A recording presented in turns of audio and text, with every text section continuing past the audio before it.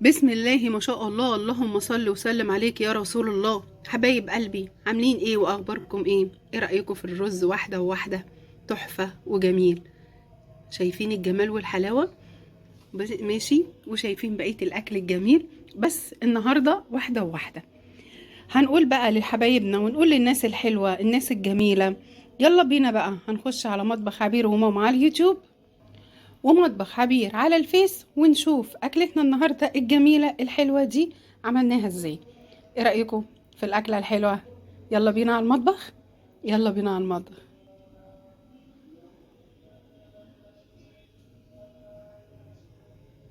مساء الخير ومساء الهنا ومساء السعاده ومساء كل حاجه حلوه. حبايبي عاملين ايه واخباركم ايه؟ يا رب تكونوا في هنا وسعاده وفي الخير دايما يا رب. بصوا بقى، دي هنا بنعمل رز واحده واحده. عملنا ايه؟ هقول لكم عملنا ايه. حطينا معلقه سمنه على شويه زيت صغيره، ماشي، وبنحمر الرز واحده واحده مع بعض، شايفين؟ وبعدين ايه بقى؟ باركولي، انا جبت طاسه، اشتريت طاسه من رنين، قالوا عليها عرض، رحت ما لقيتش العرض، بس انا كان نفسي فيها. اسكت؟ لا طبعا ما اسكتش، رحت راح على طول جايباها. وقلت اول ما هعمل فيها ايه؟ اعمل فيها الرز واحده واحده عشان اجربها واشوف الدنيا فيها ايه. صلوا على النبي كده يا جماعه، قولوا لي ايه رايكم، ومديني البتاعه دي هديه عليها. ضحكوا عليا بس يلا مش مهم، جبت اللي نفسي فيه وخلاص. ايه رايكم؟ حلوه وجميله.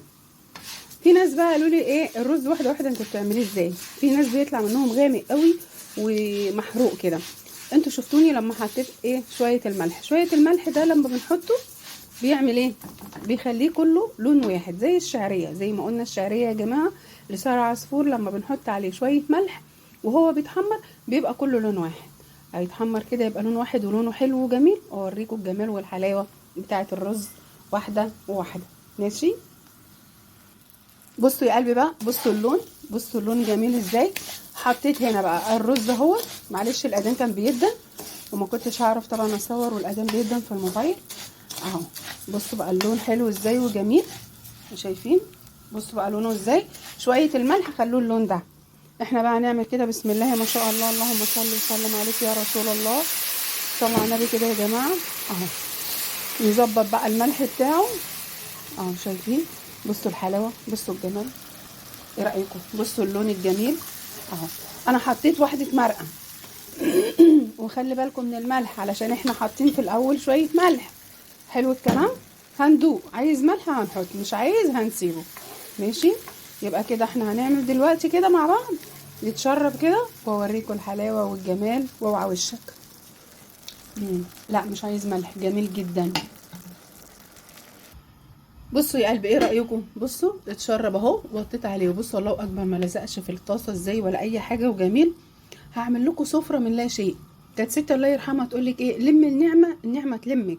عندي شويه ملوخيه، عندي طبق بطاطس، عندي شويه سلطه. هعمل لهم سفره وهعمل لهم اكل من اكل كان في التلاجة، مفيش حاجه تترمي. اوعوا ترموا حاجه ابدا. ماشي اهو، بصوا الجمال. يلا يتشرب، اجهز السفره بتاعتي الجميله واوريها لكم. ايه رأيكم؟ الراعي الرسمي لأكلتنا النهاردة الرز الواحدة وواحدة. بصوا الجمال وبصوا الحلاوة. ايه رأيكم؟ بصوا، بصوا مفلفل وجميل ازاي. شايفين الواحدة بوحدتها؟ بصوا الفلفلة. ايه رأيكم؟ ده الراعي الرسمي لأكلة النهاردة الرز واحدة وواحدة.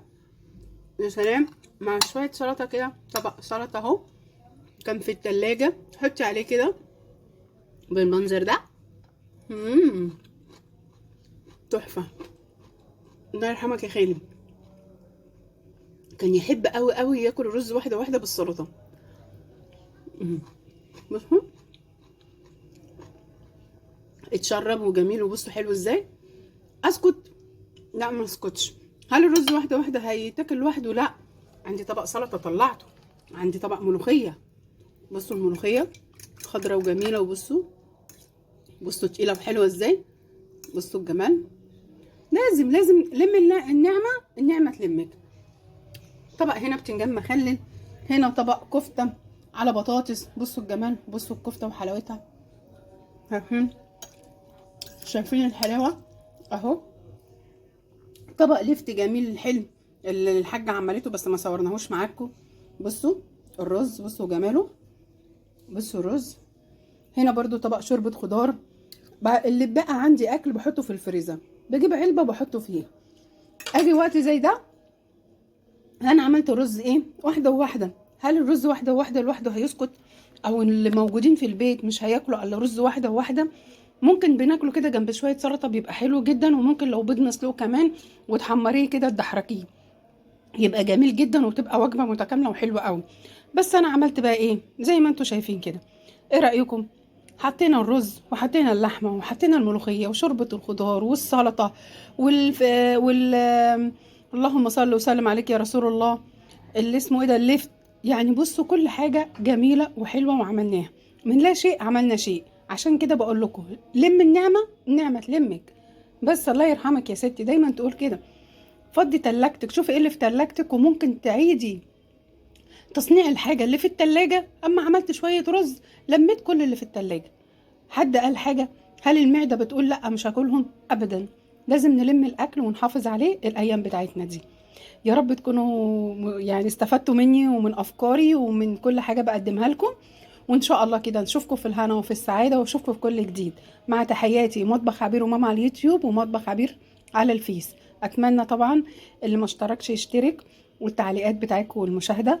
ومتشكرة ليكم وربنا يبارك لي فيكم يا رب العالمين. متشكرة ليكم قوي. السلام عليكم ورحمة الله وبركاته.